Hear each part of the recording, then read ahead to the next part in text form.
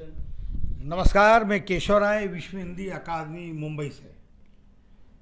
हमारे लिए बहुत खुशखबरी की बात है, कला जगत के लिए और साहित्य जगत भी कह सकते हैं, और मनोरंजन इंडस्ट्री के लिए, कि पिछले 18 माह से या कई माह से जो थिएटर बंद थे और वो थिएटर खुले हैं। और थिएटर इतनी बड़ी फिल्म, मतलब सूर्यवंशी मल्टी स्टारर एक्टर और सुपरस्टार डायरेक्टर, मतलब ये फिल्म जो सूर्यवंशी रिलीज हुई है और उसने ये सिद्ध कर दिया है कि धैर्य रखना था। कई निर्माता निर्देशक वो धैर्य रख नहीं पाए, क्योंकि फिल्म का करोड़ों का बजट होता है, इसलिए उन्होंने अपना पेशेंस नहीं रखा, क्योंकि उसमें ब्याज भी लगता है फाइनेंसरों का, और उन्होंने अपनी फिल्में OTT पे रिलीज कर दी। तो आज जो सूर्यवंशी का जो सफलता का झंडा गड़ा है, रोहित शेट्टी की जो वाही फिल्म इंडस्ट्री में हो रही है, तो आज हमने ट्रेड एनालिसिस्ट वरिष्ठ गिरीश वानखेड़े जी से निवेदन किया और वरिष्ठ पत्रकार दैनिक भास्कर के गावा जी, जो चर्चित नाम है प्रिंस गावा, उनसे दोनों से निवेदन किया और समय लिया। तो गिरीश जी नमस्कार। नमस्कार। नमस्कार सर, आप ट्रेड एनालिसिस्ट हैं, आपका वानखेड़े रिव्यू एनालिसिस चैनल बहुत लोकप्रिय है, और आपके चैनल के रिव्यू देखकर लोग सिनेमा में मतलब जाते हैं और फिल्में देखते हैं। तो ये जो सूर्यवंशी है मल्टी स्टारर फिल्म है, 18 माह से रुकी हुई थी। वो रोहित शेट्टी चाहते तो OTT पे कर देते, और कई बार हम अखबारों में ये पढ़ भी रहे थे कि वो OTT पे सूर्यवंशी आने वाली है, लेकिन उन्होंने ऐसा निर्णय नहीं लिया और थिएटर में आई और सफलता मिल रही है। तो आप ये बताएं कि रोहित शेट्टी का जो निर्णय सही था या पहले ही इसको OTT पे आ जाना था? देखिए, सबसे पहले तो सारी फिल्म इंडस्ट्री इस वक्त बधाई का पात्र है, क्योंकि फिर से अच्छे दिन आ गए हैं सही मायने में। क्योंकि फिल्म इंडस्ट्री में जो भी नुकसान हुआ था और जिस तरीके से फिल्म इंडस्ट्री के बारे में तंज किए जा रहे थे, और सिनेमा घरों पे खासकर एग्जीबिशन सेक्टर को इस तरीके से करार दिया गया था कि it's no longer live, it's almost dead, इस तरीके के जो आरोप लग रहे थे और जिस तरीके से बातचीत हो रही थी, उससे लग रहा था कि क्या होगा। लेकिन हमेशा ऐसा होता है कि जब बहुत अंधेरा हो उसके बाद ही सुबह होती है। क्या बात। तो उसी तरीके से ये था कि जब ये बड़ा ऐसा लग रहा था कि is there any light at the end of the tunnel, कुछ है क्या। और ऐसे में एक डायरेक्टर होता है, एक प्रोड्यूसर होता है जो रिस्क लेता है, जो ये कहता है कि भाई मैं फिल्म तो थिएटर में ही रिलीज़ करूँगा। क्या बात। अब वो जो थिएटर में रिलीज़ करने के पीछे एक तो उसका होता है एक आत्मविश्वास। उसका आत्मविश्वास इस बात को साबित करता है कि उसको अपने प्रोडक्ट पर कितना विश्वास है, कितना उसको किस तरीके से वो ऑडियंस की पल्स को जानता है, कितना कॉन्फिडेंस है उसको कि मेरी फिल्म चलेगी। ये सबसे पहली चीज़। दूसरी चीज़ ये होती है कि सिनेमा घरों पे उसका विश्वास होना, और साथ ही साथ सबसे बड़ी इम्पॉर्टेंट बात यह है कि जबकि सारी फिल्म इंडस्ट्री के लोग अपनी फिल्मों को या अपने कंटेंट को OTTs पर दे रहे हैं, क्योंकि एक फिल्म के साथ सिर्फ एक प्रोड्यूसर ही जुड़ा नहीं होता है, एक पूरी टीम जुड़ी हुई होती है, और इन सारों को रेवेन्यू रिटर्न की ज़रूरत होती है, जिसे रिटर्न ऑफ इन्वेस्टमेंट कहते हैं। सबको लगता है कि भाई हमने जितना वक्त दिया या जितना हमने पैसा खर्चा किया उसका रिटर्न कब मिलेगा। तो हर आदमी चाहता है कि वो जल्दी मिले। ऐसे में सारों ने ही OTT का रास्ता अख्तियार कर लिया और उन्होंने OTTs पे अपनी फिल्में दी। लेकिन एक आदमी लगा रहा कि नहीं, मैं थिएटर पे दूंगा, क्योंकि उनको ये मालूम था कि उनकी जो फिल्म है ये बड़े पर्दे के लिए बनी थी, बड़े पर्दे के लिए बनी है, इसलिए उन्होंने वो फिल्म को रोक के रखा। 3 या 4 बार इसकी अनाउंसमेंट हुई। कई लोगों ने ये तक आरोप लगा दिए कि फिल्म स्टेल हो रही है। फिल्म स्टेल हो रही है, मज़ा नहीं रहा, और इतनी बार पोस्टपोन होती रही। लेकिन बावजूद जब वो फिल्म 5 तारीख को रिलीज़ हुई सिनेमा घरों में, तो पहले दिन का उसका कलेक्शन है 26 करोड़, दूसरे दिन का कलेक्शन है 23 करोड़, और तीसरे दिन का कलेक्शन है 27 करोड़, और वो 66 देशों में पैन वर्ल्ड रिलीज़ हुई। मतलब इंडिया के अलावा ओवरसीज़ में भी करीब 1300 थिएटर्स में रिलीज़ हुई। टोटल मिला के कम से कम ये फिल्म है जो मुझे लगता है कि करीब 5000 के लगभग स्क्रीन्स में रिलीज़ हुई, जो कि ओवरसीज़ की एक बहुत बड़ी रिलीज़ कह सकते हैं हम लोग। और इस देश की एक बड़ी रिलीज़ इसलिए कह सकते हैं कि पैंडेमिक के बाद बहुत डेस्परेशन था, लोग निराश हो चुके थे। ऐसे में एक फिल्म का आना और उस फिल्म को लाने के पीछे मुझे लगता है कि रोहित शेट्टी का एक सबसे बड़ा कंट्रीब्यूशन है। 80% उनका जो साथ दिया गया है, उसको साथ देने में जो दूसरा सबसे बड़ा नाम उभर के आता है वो है शिवाशीष सरकार का, जो कि रिलायंस के प्रोड्यूसर रहे इस फिल्म के। क्या बात। और तीसरा नाम जो इस फिल्म के जो इन्वेस्टर है वो है पीवीआर का। इन तीनों का, जो कि पीवीआर भी एग्जीबिटर है, इन तीनों के लिए ज़रूरी था कि ये फिल्म थिएटर में आए। देखिए, एक फिल्म जब आप 150 करोड़ की लागत कर बनाते हो तो उसको ओटीटी तो वो देगा, लेकिन वो मार्जिनल देगा। उस फिल्म को ओटीटी पर के बजाय जब आप सिनेमा घरों में लेकर आते हो तो वो असली बेट है, असली बिजनेस वो है।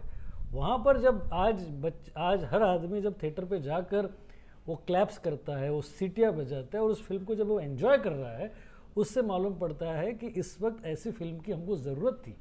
और रोहित शेट्टी ने वो साबित करके दिखाया है कि अगर आपका आत्मविश्वास सही जगह पे है, सही प्रोडक्ट पे हो और आपने सस्टेन करने की जो हिम्मत दिखाई, उस हिम्मत को दाद देने के लिए मैं ये कहूँगा कि सूर्यवंशी का 80% के सक्सेस का दारोमदार रोहित शेट्टी का है। इसलिए ये बहुत बड़ा उन्होंने निर्णय लिया था और आज उनके निर्णय का हम सारे लोग स्वागत करते हैं।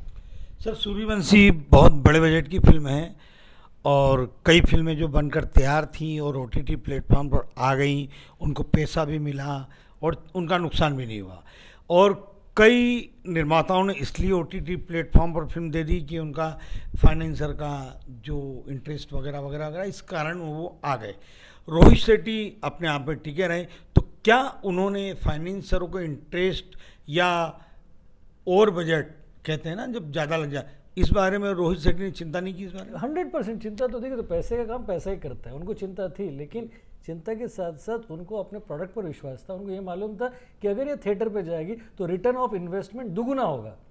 अब आपने कभी किसी से कुछ पैसे लिए या किसी ने इन्वेस्ट किया, रोहित शेट्टी खुद प्रोड्यूसर है, पीवीआर का भी इसमें इन्वेस्टमेंट है, रिलायंस प्रोड्यूसर है, तो जब 3 या 4 प्रोड्यूसर्स है उसके, तो सारों की जिम्मेदारी होती है कि अगर वो रिस्क ले रहे हैं और उसके बाद वो 17-18 महीने सस्टेन कर रहे हैं उस इन्वेस्टमेंट को और उसके बाद फिर वो थिएटर में रिलीज़ कर रहे हैं, तो ये एक कंबाइंड एफर्ट्स है। लेकिन उसमें आगे आके ये कहना कि भाई मैं इस फिल्म पे भले लोगों का रिस्क हो, मेरा आत्मविश्वास है कि ये फिल्म मुझे रिटर्न देगी, ऐसा कहना रोहित शेट्टी का रहा। इसलिए मुझे लगता है कि बावजूद इसके कि कई सारे ड्रॉबैक्स होंगे, कई सारा प्रेशर होगा, कई सारे लोग होंगे जो कह रहे होंगे कि इंटरेस्ट है लगता है या ये है, पर इन सारी चीज़ों से भी बिना विचलित हुए जब वो फिल्म रिलीज़ करते हैं तो मुझे लगता है कि उसके लिए वो उनको दाद देनी पड़ेगी। सर, दैनिक भास्कर के आप वरिष्ठ पत्रकार हैं और दैनिक भास्कर भारत का नंबर 1 अखबार है, 7-8 करोड़ इसके पाठक हैं और भास्कर में बड़े बड़े देश के समीक्षक उसमें समीक्षा करते हैं, लिखते हैं, लेख लिखते हैं, हम भी पढ़ते हैं, बड़े बड़े नाम हैं और प्रिंस गाबा के नाम से जाने जाते हैं मुंबई में। तो जो अभी सूर्यवंशी में जो थिएटर में हम देख रहे हैं कि भीड़ चली आ रही है, तो बीच में हमने चाहे भास्कर में और भी अखबारों में पढ़ा था कि ओटीटी प्लेटफॉर्म के जो स्टार्स हैं वो फिल्म स्टार से ज़्यादा लोकप्रिय हो गए हैं। मतलब वो क्योंकि 1.5-2 साल से फिल्में रिलीज नहीं हुई तो लोग उन्हीं को घर में देख रहे हैं, तो उन्हीं के दिल और दिमाग में वो कलाकार, जो नए नए कलाकार, नई नई कहानियाँ बस गई और वो हिट हो गए। तो ये जो सूर्यवंशी की सफलता को आप किस तरह से देखते हैं?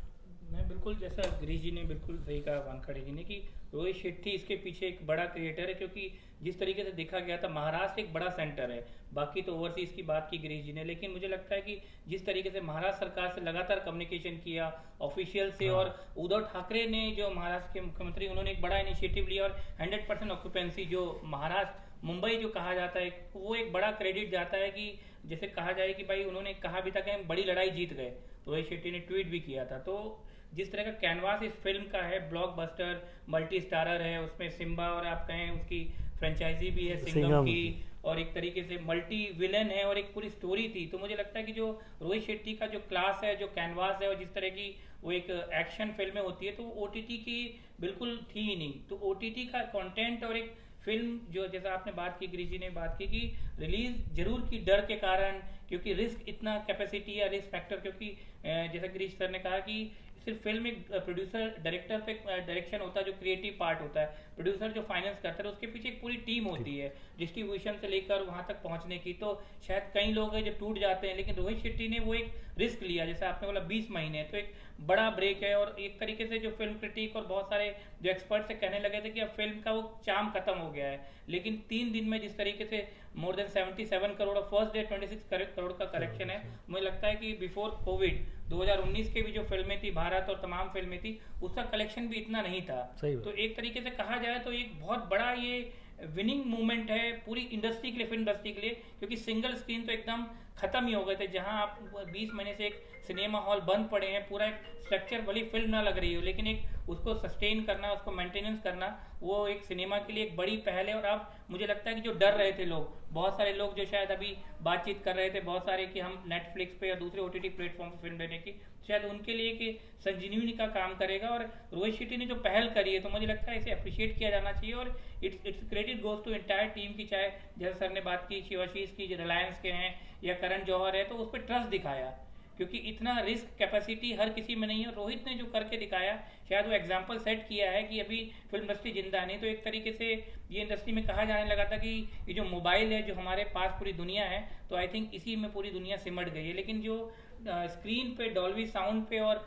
सिनेमा हॉल में पिक्चर देखने का जो चार्म है, तो सूर्यवंशी ने दिखाया। और अब जैसे बंटी बबली 2 है और बहुत सारी फिल्मों की रिलीज है, सलमान की है, क्योंकि जिस तरीके से आगे फिल्में आ रही है, तो मुझे लगता है कि फेस्टिवल्स भी हैं, तो एक अच्छा पॉजिटिव साइन है फिल्म इंडस्ट्री के लिए, फिल्म मेकर के लिए और खासकर फाइनेंसर्स के लिए। गिरिज जी, ये बात तो सिद्ध रोहित शेट्टी जी ने कर दी है कि रोहित शेट्टी व्यावसायिक निर्देशक है निश्चित रूप से, लेकिन उन्होंने अपनी कमाई की ओर ध्यान नहीं दिया। OTT भी अच्छा पैसा दे रहा था उनको, लेकिन उन्होंने ये चाहा कि मेरी फिल्म को हर वर्ग, हर उम्र के दर्शक इसको देखें। तो ये निश्चित रूप से रोहित शेट्टी का मनोरंजन की दुनिया में या सिनेमा को जीवित करने में, पुनः जीवित करने में, उसको बढ़ाने में बड़ा योगदान है। और आपने रोहित शेट्टी के बारे में इतना कहा, तो निश्चित रूप से ये पूरी दुनिया में जो फिल्में रिलीज हुई हैं, दर्शक निश्चित, आपने कहा कि दर्शक OTT के अलग हैं और सिनेमा के अलग है, थोड़ा सा इस बारे में और बताएं। देखिए, सबसे बड़ी बात क्या होता है कि सिनेमा ये एक्सपीरियंस है। ये जो सिनेमा घर के अंधेरे में जो ऑडियंस बैठती है, वो कैप्टिव ऑडियंस होती है। वो खाना खाने के लिए, चाय पीने के लिए, वॉशरूम जाने के लिए नहीं उठती, जो घर में होता है। तो जब हम घर में कुछ देखते हैं OTT पे, तो हमारा कंसंट्रेशन नहीं होता, हम कैप्टिव नहीं हैं। लेकिन सिनेमा घरों के अंधेरे में जब हम कैप्टिव होते हैं, तो पर्दे पर जो पात्र होते हैं उनके साथ हम जुड़ते चले जाते हैं। वो एक्सपीरियंस बहुत बड़ा है। इस एक्सपीरियंस को लार्जर दैन लाइफ एक्सपीरियंस बनाने में कुछ ऐसी फिल्में होती है जो वो एक्सपीरियंस क्रिएट कर सकती है। आप पद्मावत, मुगले आजम और शोले बड़े स्क्रीन पर देखना चाहोगे, आप उसके मोबाइल की छोटी स्क्रीन पर, टेलीविज़न की स्क्रीन पर वो फिल्मों का मज़ा नहीं आएगा। एवेंजर्स आप वहाँ देखना चाहोगे। तो कुछ फिल्में होती है बड़े पर्दे के लिए। ये जो फिल्म है रोहित शेट्टी की, ये बड़े पर्दे के लिए बनाई गई है। इसमें वो मज़ा नहीं आएगा जब आप उसको छोटे स्क्रीन पर देखोगे, क्योंकि पहली बात तो आप कैप्टिव नहीं हो, दूसरी बात क्या है कि आपका कॉन्सेंट्रेशन नहीं है, तीसरी बात जो सिनेमा घरों में जाने का मतलब सिर्फ फिल्म देखना नहीं है। सिनेमा घरों में जाने का मतलब है एक एक्सपीरियंस के से मुखातिब होना, एक एक्सपीरियंस को जीना। और जो 3 घंटे का जो एक्सपीरियंस होता है, जहाँ पे आप अलग अलग लोगों के बीच में बैठकर अलग अलग पात्रों के समक्ष हो जाते हो और उनसे एकरूप होते हो, उनकी भावनाओं के साथ जब आप एक हो जाते हो उन अलग अलग स्ट्रेंजर्स के बीच में, उससे बेहतर क्या एक्सपीरियंस हो सकता है। इस देश के 80% मध्यम वर्गीयों के लिए जो मनोरंजन है वो बड़ा पर्दा है, छोटा पर्दा नहीं है। छोटा पर्दा आउट ऑफ कंपल्शन है उनके पास, वो बाय डिफ़ॉल्ट है। पर जिसको आउटिंग कहते हैं, हमारे देश के मध्यम वर्गीय लोग ना कसिनो में जाते हैं, ना बीचेस पे जाते हैं, ना वो कॉन्सर्ट्स में जाते हैं। उनके लिए मनोरंजन क्या है? सिनेमा हॉल है। सिनेमा ये हमारे कल्चर का भाग है, हमारी संस्कृति का हिस्सा है। ऐसे में एक मध्यम वर्गीय परिवार जब अपने बच्चों के साथ दिवाली के वक्त कुछ स्पेंड करना चाहता है, अगर वो कुछ खर्चा करना चाहता है, एक अच्छा वक्त बिताना चाहता है, तो वो मॉल जाएगा। मॉल का एंकर कौन है? मॉल का एंकर है मल्टीप्लेक्स, मॉल का एंकर है सिनेमा। सिनेमा ने मॉल को जीवित रखा है। तो ऐसे में जब वो मॉल में जाता है तो उनके लिए वन स्टॉप सॉल्यूशन है, जहाँ पर वो एंटरटेन हो सके और उस एक्सपीरियंस से रूबरू जा सके, जो एक्सपीरियंस उनको सिनेमा घरों का एक्सपीरियंस उनको घर में कभी मिल ही नहीं सकता, उसे आउटिंग कहते हैं। तो ये जो एक्सपीरियंस है, उस एक्सपीरियंस को इन्होंने पुनर्जीवित किया है इस फिल्म के साथ। और सूर्यवंशी में वो सारी चीज़ें हैं जो एक मसाला ब्लॉकबस्टर में होती है, जो अमर अकबर एंथोनी में हुआ करती थी, जो नसीब में हुआ करती थी, जो कुली में हुआ करती थी, जो मुकद्दर का सिकंदर में हुआ करती थी। तो उसमें जो मनमोहन देसाई और प्रकाश मेहरा की जो फिल्में हैं जिसमें लॉजिक नहीं होता, एंटरटेनमेंट होता था, तो ये जो एंटरटेनमेंट वाली बात है वो रोहित शेट्टी की बात है। उसमें उन्होंने हिंदू मुस्लिम की एकता पे जोर दिया है, उन्होंने पेट्राइटिज्म का उसमें तड़का भरा है। उसके अलावा एक्शन है, 3 बड़े स्टार है, गाने हैं, म्यूजिक है और एडिटिंग इतनी कड़क है कि आप मतलब जब तक इलॉजिकल चीज़ों पे आपका दिमाग सोचेगा तब तक सीन आपका आगे बढ़ चुका रहेगा। फिर बीजीएम जो बैकग्राउंड म्यूजिक इतना तगड़ा है कि आपको बांधे रखता है, तो आपको 2 घंटे कम निकल जाते हैं और आप लगते हैं वाह क्या मज़ा आ गया। तो ये जो एक्सपीरियंस है ये सिर्फ बड़ा पर्दा दे सकता है। इसलिए ये जो पहल है, जैसे गाबा जी ने भी कहा है और आपने भी बड़ा अच्छा प्रश्न किया, ये पहल बहुत ही स्वागतार्ह है। ऐसी चीज़ें होती रहनी चाहिए और ये मैं कहता हूँ कि ये नया अध्याय है। जिन लोगों ने सिनेमा को राइट ऑफ कर दिया था, जो ये कहते थे कि नहीं यार सिनेमा में अब मज़ा नहीं रहा, अब तो OTT ने जगह ले ली। OTT अपनी जगह पर है, सिनेमा हमेशा जिंदा रहेगा। जब पहली बार टेलीविज़न आया तब लोग कहते थे कि अब तो सिनेमा के दिन भर गए, टेलीविज़न जगह ले लेगी। जब VCR आया तब लोग कहते थे कि VCR जगह ले लेगी। जब पायरेसी आया तब लोग कहते थे कि सिनेमा ख़त्म हो गया। वैसे जब OTT आया तो लोग कहते सिनेमा ख़त्म हो गया। सिनेमा कभी ख़त्म नहीं होगा, लोग ख़त्म हो जाएंगे, सिनेमा हमेशा ज़िंदा रहेगा। सर गिरीश जी, कोरोना काल की वजह से ही OTT बहुत ज़्यादा लोकप्रिय हुआ है, नहीं तो 5-7 साल और लगते इस मुकाम पर आने को। उसमें तो कोरोना काल में जो थिएटर बंद थे तो नई नई कहानियों पर वेब सीरीज आए, नए नए स्टार पैदा हुए, क्योंकि हमारे जो फिल्म स्टार है वो दिख नहीं रहे थे। तो क्या अब जो थिएटर शुरू होने के बाद OTT प्लेटफॉर्म की फिल्मों पर असर पड़ेगा? बिल्कुल नहीं। वो देखो ये कुछ चीज़ें कोएग्जिस्ट होती है, इसको कोएग्जिस्ट कहते हैं। ये स्पेस है, ये सब पैरेलल चलेगा। फिल्में चलेगी, OTT भी अपनी जगह पे चलेगी। OTT में जो मज़ा है, OTT में मिर्ज़ापुर आएगा, वो लोग देखेंगे। OTT पे हो सकता है सेक्रेट गेम्स आएगा जो लोगों को पसंद आएगा, या OTT पे OTT कुछ ऐसी चीज़ें लेके आएगा, कॉल माई एजेंट, बॉलीवुड, कुछ चीज़ें ऐसे लेके आएगा जो OTT जिसके लिए जाना जाएगा। तो OTT की अपनी स्पेस है और OTT ने सिनेमा व्यूइंग, कंटेंट व्यूइंग को रिवोल्यूशनाइज किया है। उन्होंने किसी का हिस्सा नहीं मारा, उन्होंने दर्शकगण बढ़ाए हैं। तो कोई जब, एक छोटा सा एग्जांपल आपको दूंगा कि एक लोकेलिटी में 2 सिनेमाघर है और जब तीसरा आता है तो अपने को लगता है कि यार ये तीसरा आने से इन दोनों का नुकसान हुआ। नहीं, वैसा नहीं होता। दोनों में अगर 50% इसमें और 50% इसमें लोग आए, जब तीसरा आएगा ना तो क्या होगा कि वो 50-50 होगा ही, इधर भी 50 होगा, ऐसा गणित होता है। तो लोग जो जा रहे हैं सिनेमा घरों में उनकी तादाद बढ़ती है, कोई भी किसी का कुछ नुकसान नहीं होता। तो जो OTT का दर्शक है वो तो रहेगा ही रहेगा, पर OTT का जो दर्शक है ये वही दर्शक है जो सिनेमा घरों को भी प्यार करता है। तो सिनेमा जो लार्जर देन लाइफ सिनेमा है उसके लिए वो सिनेमा घरों में जाएगा। वो सूर्यवंशी के लिए सिनेमा घर में आ जाएगा, लेकिन न्यूटन अगर उसको मिलती है या मसान उसको मिलती है तो OTT पे देखेगा, क्योंकि वो लार्जर देन लाइफ नहीं है, वो कंटेंट ड्रीवन है। जो कंटेंट ड्रीवन चीज़ें रहेगी वो OTT पर रहेगी, और जो लार्जर देन लाइफ फिल्में हैं, जो कि एवेंजर्स है या बॉन्ड की फिल्में हैं, जहाँ एक्शन है, जहाँ पे ज़बरदस्त लार्जर देन लाइफ कैरेक्टर्स है, ऐसी फिल्मों के लिए वो थिएटर में जाएगा। तो दोनों कोएग्जिस्ट करेंगे। गाबा जी, आपका जो दैनिक भास्कर है वो ज़्यादातर सकारात्मक समाचार देता है, सकारात्मक न्यूज़ देता है लोगों को। तो कोरोना काल के दौरान भी आपके भास्कर ने लगातार लिखा है कि OTT प्लेटफॉर्म पर विज्ञापन इतने आते हैं कि टेलीविज़न से ज़्यादा विज्ञापन आते हैं, उनका तुलना भी की कई बार, क्योंकि मैंने भास्कर पढ़ता हूँ लगातार, जब मैं इंदौर उज्जैन जाता हूँ निरंतर पढ़ता हूँ, सबके जेपी चौक से आपको पढ़ता हूँ, आपका एडिटोरियल पेज पढ़ता हूँ और आपकी फिल्मों का पेज भी पढ़ता हूँ, सिटी भास्कर सब पढ़ता हूँ, आपके भी लेख पढ़ता हूँ। तो ये जो जो उस समय बिजनेस की बातें बताई, विज्ञापन में आपका वेब सीरीज में ज़्यादा विज्ञापन आते हैं, तो अब जो फिल्मों का जो वापस धूमधाम से शुरू हो रहा है, और आप भी इस समय मुंबई में फिल्म जगत में, जब भी कोई भोपाल जाता था तो प्रिंस गावा से संपर्क करता था, कोई भी स्टार जाता है।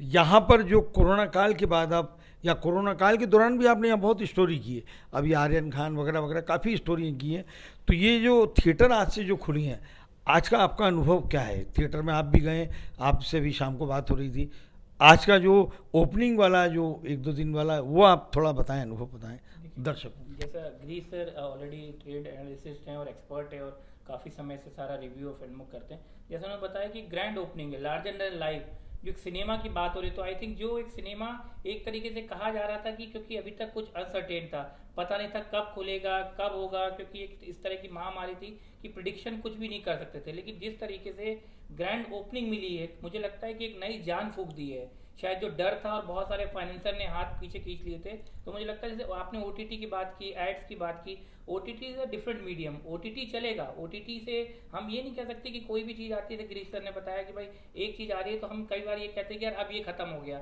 अब ये दौर खत्म हो गया। दौर कभी खत्म नहीं होता, हर एक की चॉइस है। लेकिन ओटीटी ठीक है, एक यूथ जो जनरेशन है जिनके पास मोबाइल है और शायद जो एक अलग तरह कंटेंट देखना चाहती है, रियलिस्टिक कंटेंट देखना चाहती है, वॉयलेंस देखना चाहती है, या हम कहें कि वो सेक्स देखना चाहिए, जिस तरह का वो शायद इसमें नहीं देख सकती और एक रियलिज्म नहीं दिखा सकती। एक मिर्जापुर है जो पूरी एक वॉयलेंस की एक पूरी कहानी है, या जैसे आपने बात की शिद्दत है, या जिस तरह की फिल्में जो आई हैं ओटीटी पर, तो ओटीटी के कंटेंट अलग है और सिनेमा कंटेंट अलग है, दोनों पैरेलल चलेंगे। हम ये नहीं कह सकते कि ये बेहतर है ये खराब है, ये डिपेंड करता है चॉइस पे। लेकिन आज भी अगर मैं कहूँ तो अगर आप फैमिली को लेकर अगर आप कभी निकलते हैं, एक आउटिंग पे पिकनिक की बात होती है, और एक सिनेमा जैसे एक बाइस्कोप पहली जो फिल्म थी आलम आरा, तब से लेकर अभी तक जो सिनेमा है, सिनेमा हमारे लिए एक फेस्टिवल है।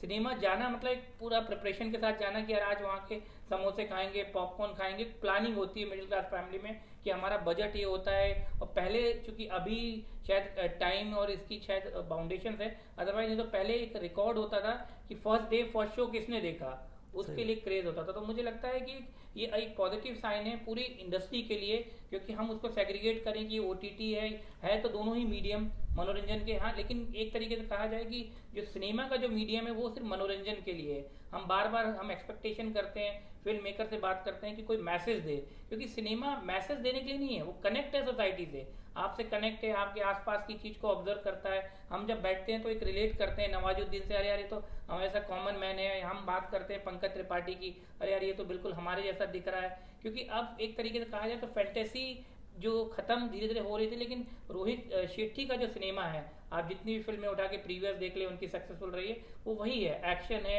मारधार है, एंटरटेनमेंट है। वहाँ आपको दिमाग लगाने की जरूरत नहीं है, वहाँ फ्री माइंड से जाइए और एंटरटेन होकर आइए। लेकिन अगर आपको कंटेंट की बात कर रहे हैं तो वाकई में जैसे बात की जाए तो बहुत सारे जो कंटेंट ओटीटी पे फिल्में आ रही हैं वो कंटेंट वाइज बहुत रिच है, कंटेंट बहुत रिच है।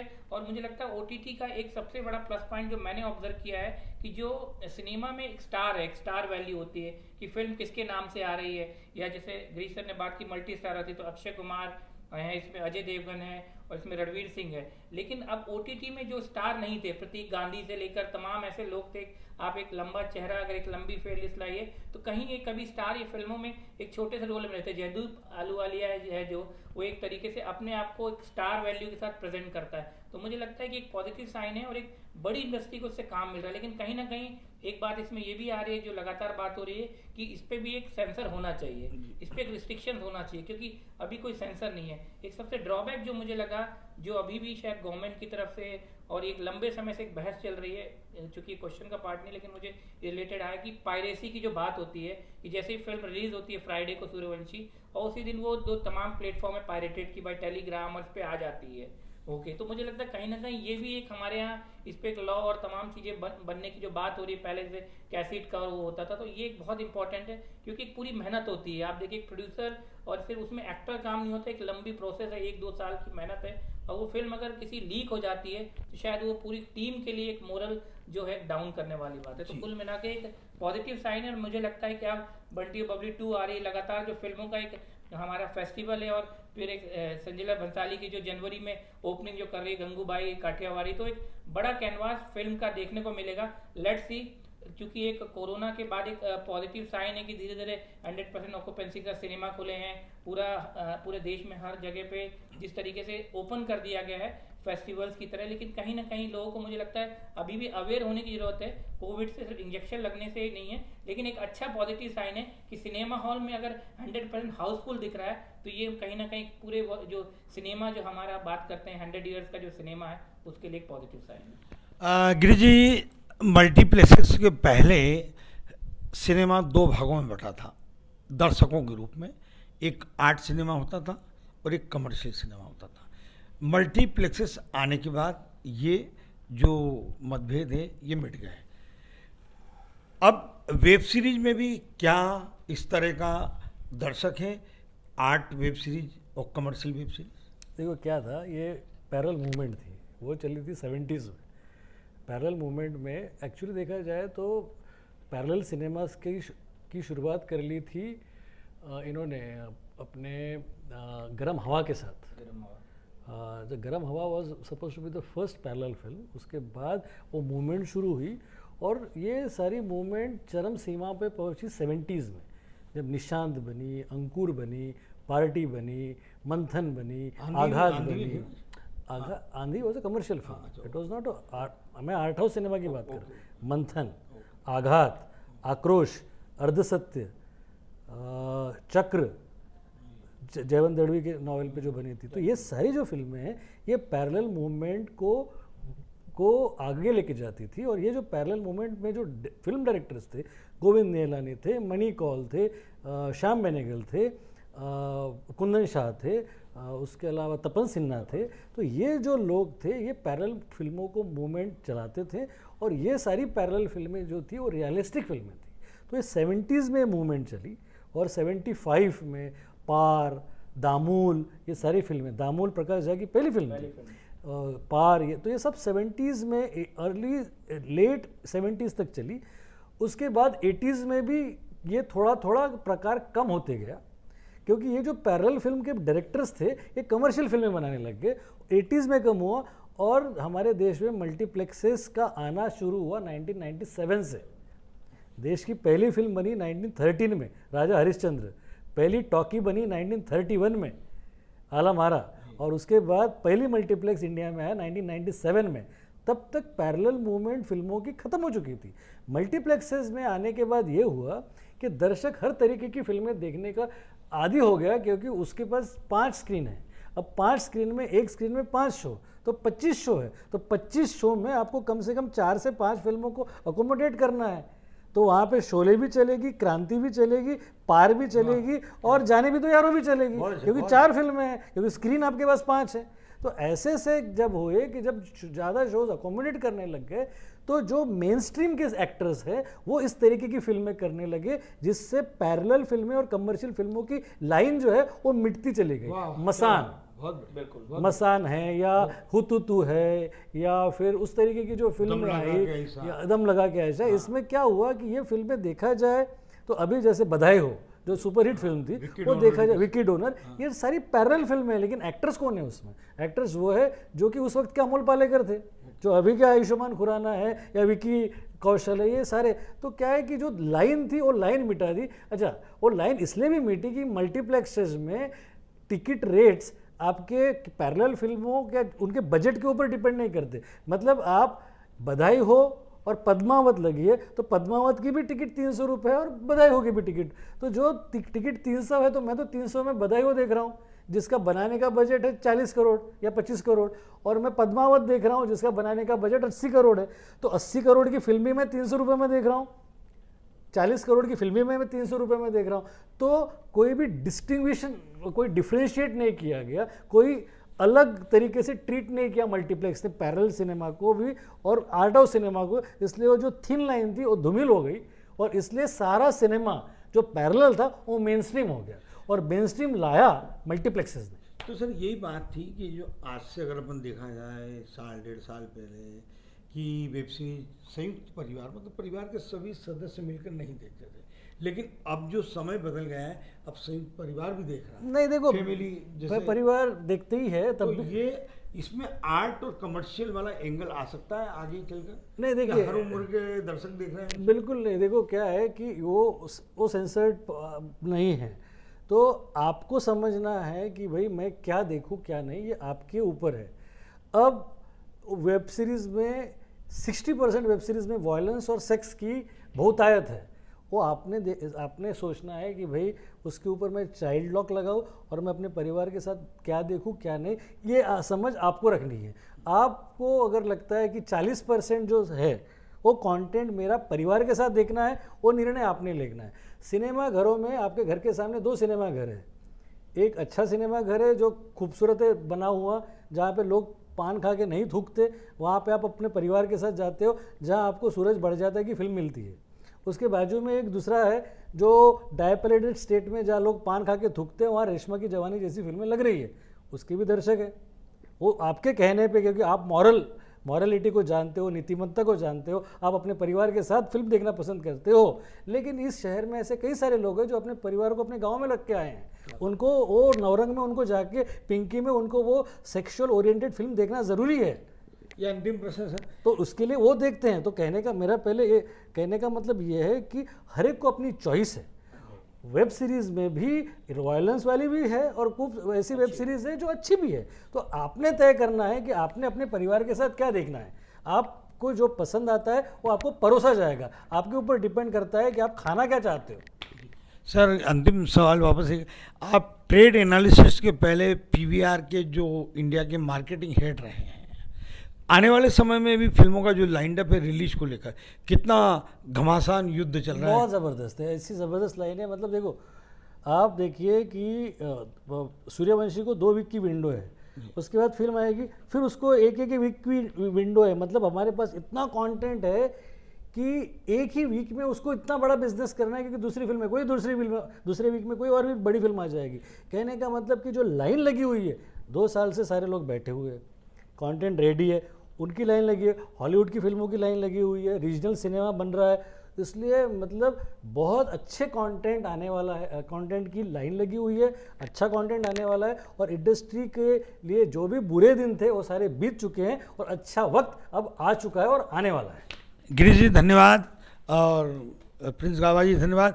तो निश्चित रूप से हम सभी के लिए बड़ी खुशखबरी है कि जो सूर्यवंशी आई और वापस जो थिएटर में जो दर्शक आने लगे सिनेमा में, और बहुत खुशी के समाचार है। और निश्चित रूप से हमारी मनोरंजन इंडस्ट्री वापस उससे भी ज़्यादा अधिक और ज़ोर शोर से सफल होगी, खड़ी होगी। वापस पहले वाले दिन आ जाएंगे कि लोग थिएटर में सिनेमा में जाएंगे सब परिवार के साथ। धन्यवाद, नमस्कार।